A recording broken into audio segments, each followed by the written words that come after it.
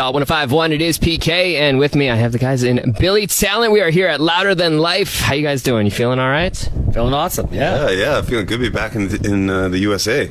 Hell yeah. I mean, and we were just, before we started the interview, we were watching some preseason hockey. So, I mean, very excited. I know, like, as a Detroit boy, like, I know we're fighting a little bit from the start, but I feel like you guys may warm up to me a little bit throughout all of this. But it's great to have you guys here in Louisville at Louder Than Life. And first off, I do want to say congrats on a couple of milestones for starters. I mean, 20 years since the first album, but also 30 years since Pezz. I mean, it like crazy to think about, right? I mean, like, so I mean, how does it feel like just reaching these milestones, having done this for for this long, and everything that you guys have accomplished so far? It feels, it feels great being here in the U.S. because I remember I was going through some old photos, and we spent a lot of time in the U.S. on that first record. Yeah, we did a lot of touring here. Like, there's a ton of photos, a ton of press, and so it's just it's kind of serendipitous that we ended up back here on the anniversary, and we're stoked to be playing here in Kentucky.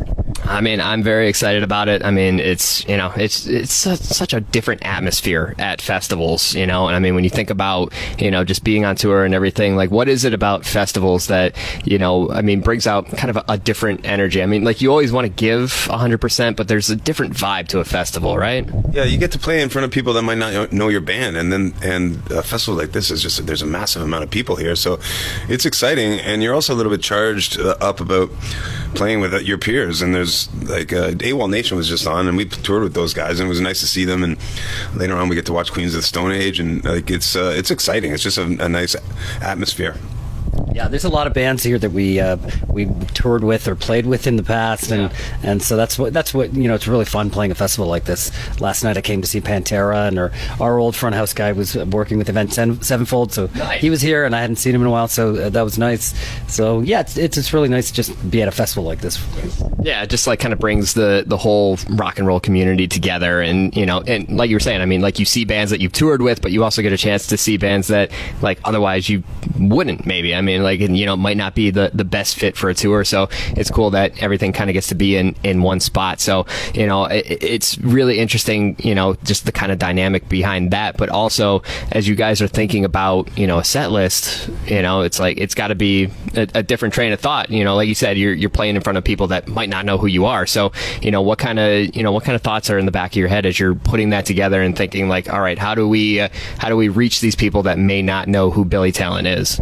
Yeah, I think it just comes down to, like, well, I guess in our minds it would be like our greatest hits type of set. You're just gonna play the songs that have resonated the most with people, and then of course a couple of our newer ones, because we are in support of a new record. Yeah, it sort of makes things a little easier because we're used to playing a 90-minute set, so we can just, we're playing 50 minutes tonight, so we can just like really play the hits in a way, you know what I mean? So, but yeah, we just want, we haven't played here in so long that we're kind of, we're not sure, how many people are going to show up, or we don't know what to expect. It's going to be a big surprise. Yeah. It's going to be fun. It'll be a surprise. Yeah.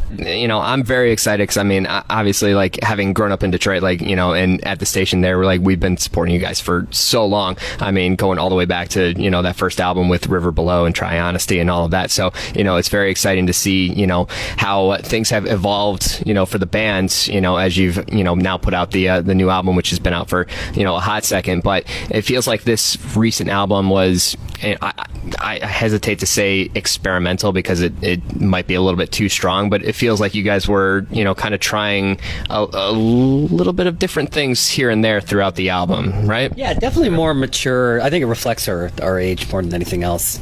And we had orchestration on one of the songs, The Wolf, and other things that we normally wouldn't have put on records in the past when we were younger. We like to experiment as you get older. That's showing a side of your maturity that you didn't necessarily have when you're a youngin. And I think we've done that every album in a way, like, where we've done something different from the last record, and then now I guess this is our 6th record. You have everything, all the little differences that we've done over time, we feel like you can do whatever you want. And also, I don't think we really give a shit anymore. We just want to do what makes us happy. Yeah, whatever makes sense for the song, right? So yeah, and I mean, especially with you, producing the last 3 albums like fully. I mean, I know you dabbled with some production and everything as well. I mean, keeping things more internal lets you kind of experiment a little bit more, and you get to be a little more comfortable, like talking amongst each other as opposed to somebody else, kind of having that outside opinion. But a few last questions that are just going to be a little bit off the wall for you. So, I mean, again, like I said, you produced the last 3 records. Did you make the decision to say, like, hey, it's got to stop being Billy Talent 2, Billy Talent 3, and then actually change the album titles to just instead of Billy Talent 4? That was a group, we definitely discussed that one. I think we tried to name Billy Talent 3 and couldn't come up with anything. Yeah, we couldn't. That's why we named it Billy Talent 3. Like, let's just do a trilogy. Yeah, and they were like, well, it's like Indiana Jones or the Star Wars trilogy. So we left it at that, and then we made a mindful note.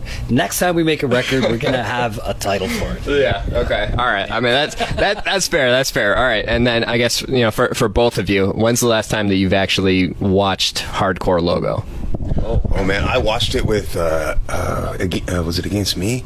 No, with Sugar Cults on their bus when I took a bus ride with them. We had a big long drive. 20 years ago. Yeah, and I remember thinking that tour was 20 years ago. Yeah, and I remember thinking though, but that had been a long time since I watched it in between, thinking that man, it kind of didn't hold up as well as I thought it would. No, I haven't seen it since the '90s when we took the name. Yeah, I really haven't.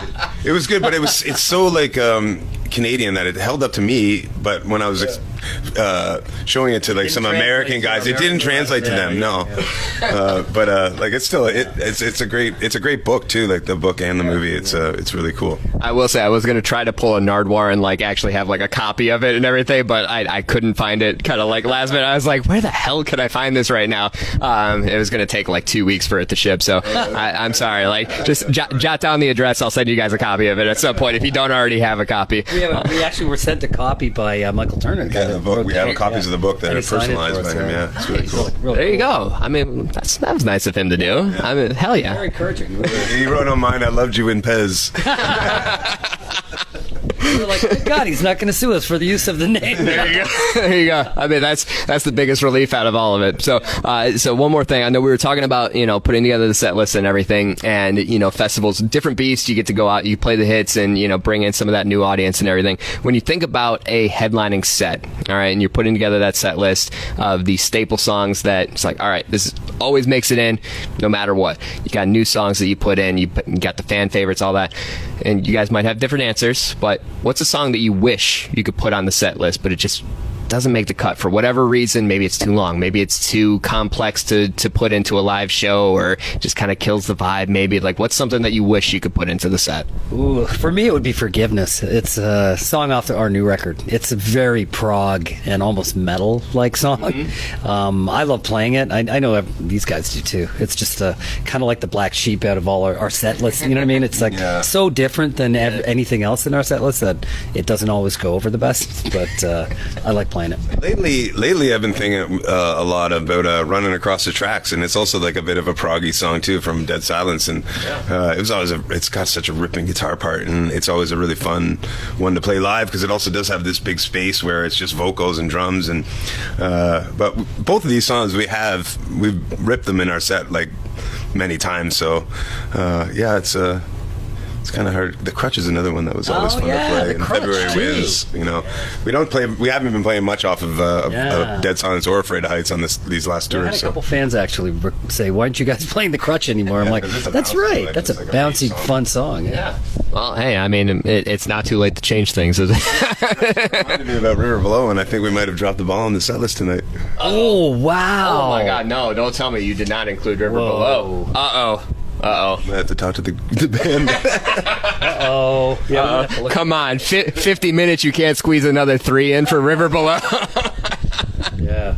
I've caused some drama. I'm so sorry, but I am looking forward to checking out the set. It's been far too long since I've seen you guys, so I'm very, very excited. And after the set, make sure get some bourbon. Get some bourbon. I mean, this is a place. Do you guys get to hang around after, or you got some more tape? To watch Queens of Stone Age. Hell yeah. Oh God, it's gonna be so good. So I'm looking forward to it. I appreciate you guys taking the time for sure. Of course, this has been fantastic. Yeah, hell yeah. Like I said, I'll send you like a DVD or a Blu-ray of Hardcore Logo. We'll get that done.